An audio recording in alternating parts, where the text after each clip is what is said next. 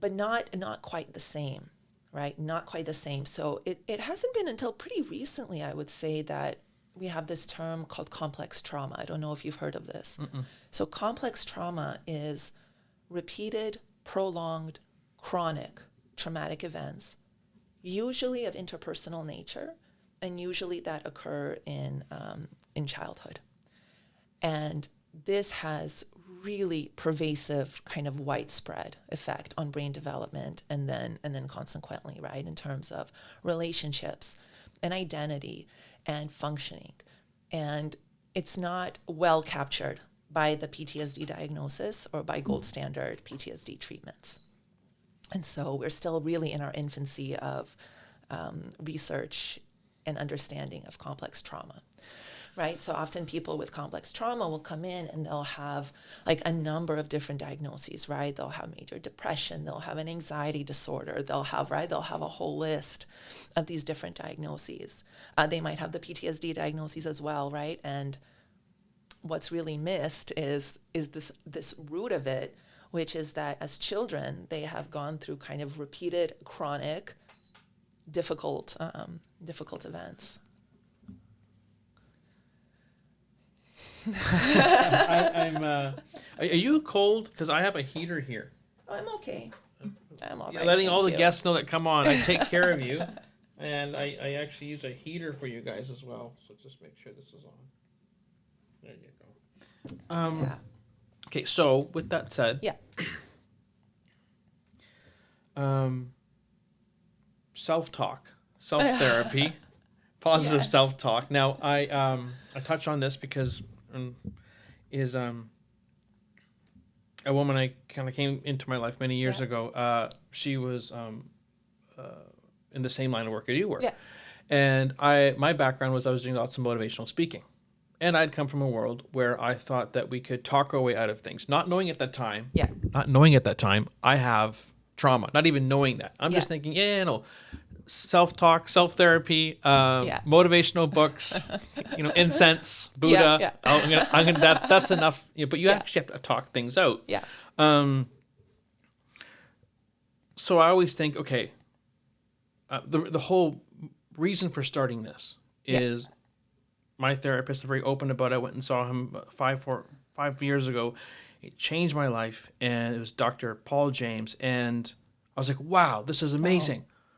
I want everyone to do this. And I would meet people, they'd say, I've gone once. I'm like, oh, it's not like about going once. Yeah. You have to go a few times. It's just like going to work out at the gym. It takes time to kind of go through to get to that conversation. And so that's a professional. So okay, so then someone says, okay, well, so there's 1,000 people. You want them all to go through therapy. So we say, okay, we don't want to go. We can't afford it. So what can we do? We'll do affirmations. We'll do self-therapy. And my thinking at one point was because I was going through life in a situation where I had to fend for myself so much, I got used to being independent and I can take care of it myself. I don't need anybody. Yeah. Which is a really common response, by the way. Yeah, like I can do it myself. I can do it myself. But the same devices that got me to here, I'm going to use those same devices to get me out of it, which isn't going to work. So can you talk on that? Because again, we don't want to deal with it as it is. If we're going to deal with it, before I deal with it, I'm going to go get the book or I'm going to go buy this. Yeah. But there's something to do with talk therapy. There's something there. And I'll do the second question afterwards. Can you talk on that? Because the question, I guess, is can we just talk our way out of it?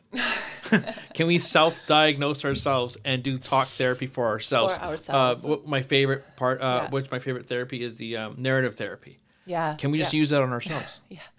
Can't comment too much actually on narrative therapy. That's not one that I'm trained in. But this idea of like, can we talk ourselves out of this?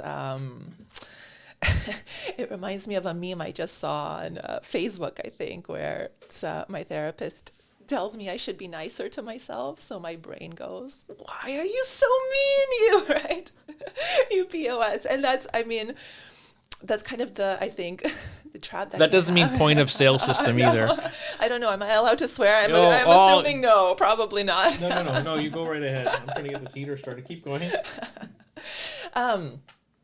So I think you hit the nail on the head. I think culturally, we are, as a people, as a culture, we are like constantly searching, like, give me the easiest, fastest answer. As quick as possible. As quick as possible. You mentioned weight loss. This is the perfect example. What's the latest fad diet that's going to get me to lose 15 pounds in 2 weeks, right? What's the fastest? What's the easiest? That's what we want to do. But in reality, I mean, it doesn't work that way. In reality, if we want to get in shape and lose weight, it's long. We have to work hard. It's consistent, right? Eating in a calorie deficit and working out and all this stuff, right? Like, it takes a long time and it takes a lot of effort.